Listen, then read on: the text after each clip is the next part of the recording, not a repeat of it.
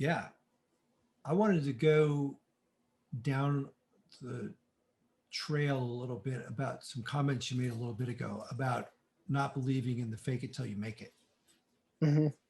and to just um, consider uh, that um, sort of by definition, depression is a state of being where you don't derive pleasure from activities that you once did or any activity that you can come across. And so, the question is like, well, you just haven't tried enough, could become creative enough, flexible enough to find some things that you would enjoy? Or is your mind actually in a state where, those dopamine, uh, norepinephrine neurotransmitters are just not getting produced? Um, and that idea of fake it till you make it, for my orientation, is um, an attempt neurologically to get those pathways going, get those neurotransmitters being produced. And the idea being that if you do an activity that um, most human beings find pleasurable, you eventually will. Hmm. And, sometimes it works, sometimes it just totally doesn't work. Yeah, I've seen that, there's research about, just smiling for a certain amount of time will help the people who are depressed. And I definitely think, I don't know if that qualifies as fake it till you make it. I think smiling is doing. It's not faking, you know. Yeah. Um, but I I don't know. I think it's impossible to ever know this, but where is, let's say, fake it till you make it, you prescribe that to 100 people and it works for some.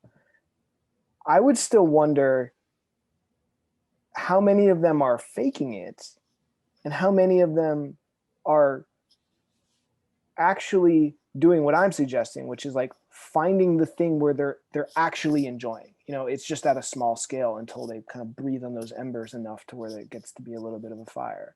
Yeah. Because whenever I've faked it, I've just felt like garbage, like a fraud. It Right. doesn't feel good. It's like, why am I'm just gonna lie to myself?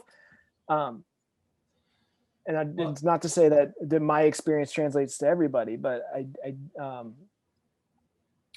no, I I think think that there's I, th- I think you hit on a really important point. Um, there is a subtle difference between the fake it versus doing. So, and what I have found clinically working with folks, because I've tried this approach, offered this approach to many, many people, and some group of people really react to the lack of integrity that implies. Kind of like what you sort of says, like I feel like a fraud or imposter doing that, and that just um, overrides any kind of value that I'm going to get. They just can't Mhm. get in that mindset. And I suspect that somewhat of an individual difference, like that's a temperament of somebody is like, no, that strategy just isn't, that's not going to do it.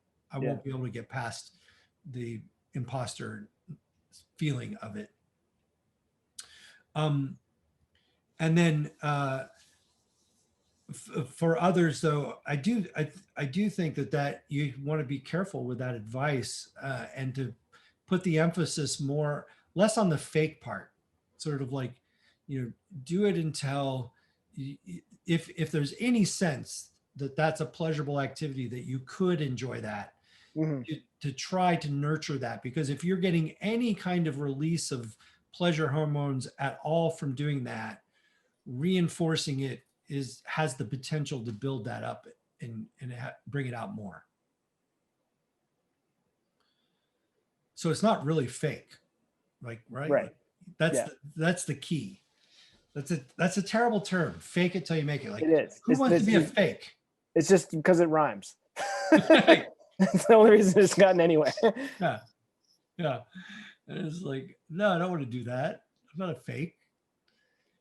Um, yeah, so I'm glad that we just kind of like revisit that a little bit. Yeah, I what you think, said just makes so much more sense. hmm, whatever's there, nurture.